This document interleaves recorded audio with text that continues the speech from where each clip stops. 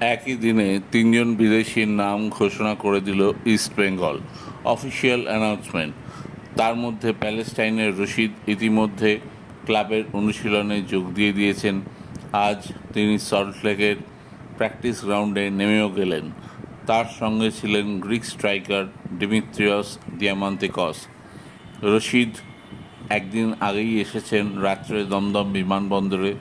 তাকে রিসিভ করতে প্রচুর ইস্টবেঙ্গল সমর্থক সেখানে ছিলেন। এছাড়া ব্রাজিলের ফিগুয়েরা, যিনি বসুন্ধরা কিংসে ছিলেন, তিনিও জয়েন করেছেন ইস্টবেঙ্গলে। ইস্টবেঙ্গল যে ডুরান্ড কাপ চ্যাম্পিয়ন হওয়ার লক্ষ্যেই নামছে তাতে কোনো সন্দেহ নেই, সেটা পরিষ্কার করে দিয়েছেন তাদের কোচ অস্কার ব্রুজো। অন্যদিকে মোহনবাগান জানিয়েছিল তাদের অল ইন্ডিয়ান সাইড হয়তো খেলবে ডুরান্ড কাপে, মানে সিনিয়র ফুটবলারও থাকবে, সঙ্গে কিছু জুনিয়র ফুটবলারও থাকবে। তবে এইবার লেটেস্ট যা খবর, মোহনবাগান দিবস অর্থাৎ 29শে জুলাইয়ের পরে মোহনবাগানের সিনিয়র সব ফুটবলাররা রিপোর্ট করছেন প্র্যাকটিসে।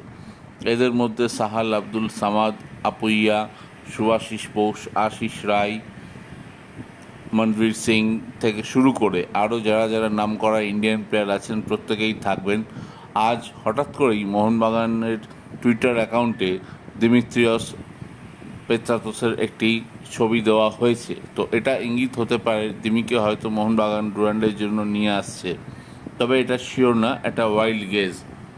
তবে মোহনবাগানও যে ডুরান্ড কাপ চ্যাম্পিয়ন হওয়ার লক্ষ্যেই নামবে এতে কোনো সন্দেহ নেই, কারণ তারা একটা সাপ্লাই লাইন তৈরি করছে জুনিয়রদের, এখান থেকেও কিছু প্লেয়ার তারা পাবে।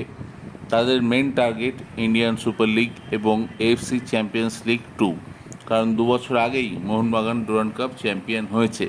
তবে সুযোগ পেলে আবার যে হতে চায় না এমনও নয়। তবে দেখা যাক, ইস্টবেঙ্গলকে অনেক বেশি পজিটিভ লাগছে। তারা জানে তাদের হাতে ডুরান্ডে একটা বিরাট চান্স আছে চ্যাম্পিয়ন হওয়ার, এই চান্স তারা ছাড়তে চায় না। তো লেটস সি কোন দল চ্যাম্পিয়ন হয়, কোন দল কিভাবে পৌঁছয়। যদিও ইস্টবেঙ্গল মোহনবাগান এবার এক গ্রুপে নেই, দুজন সেপারেট গ্রুপে রয়েছে। তো সেখান থেকে দুটো গ্রুপে ক্রিস ক্রস করে ডার্বি হয় কি না সেই উত্তর দেবে সময়।